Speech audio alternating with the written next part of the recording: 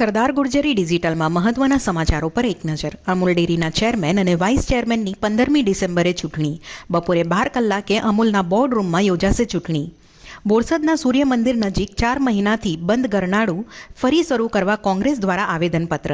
આણંદમાં ગણેશ ચોકડી પાસેની નક્ષત્ર હોટલ સીલ. 18 લાખનો વેરો બાકી હોવાથી કરાઈ કાર્યવાહી. અમદાવાદમાં સુભાષ બ્રિજ બંધ થતાં હજારો લોકો પરેશાન. તંત્ર દ્વારા 24 કલાકમાં વાડજ પાસેનો રસ્તો પહોળો કરવા આદેશ. અમદાવાદમાં દુષ્કર્મના આરોપીએ પોલીસ પર કર્યું ફાયરિંગ. સ્વબચાવમાં પીઆઈએ આરોપીના પગમાં મારી ગોળી. ધોળકામાં 5 લાખની કિંમતનો ગાંજો ઝડપાયો. ઓરિસ્સાથી આવેલી મહિલા સહિત 2ની ધરપકડ. સુપ્રીમ કોર્ટના આદેશનો ઉલાળ્યો. સુરત પાલિકાના લેક ગાર્ડનમાં સળગાવ્યો કચરો. ઇન્ડિગો સંકટ પર સુપ્રીમ કોર્ટનો સુનાવણીનો ઇનકાર. સીજેઆઈએ કહ્યું, સરકાર આ ગંભીર મામલા પર નજર રાખી રહી છે. દિગ્ગજ નેતા મનીષ તિવારી લોકસભામાં ખાનગી સભ્ય બિલ લાવ્યા.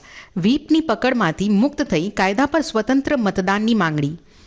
ચિન્નાસ્વામી સ્ટેડિયમમાં યોજાશે આઈપીએલ 2026ની મેચ.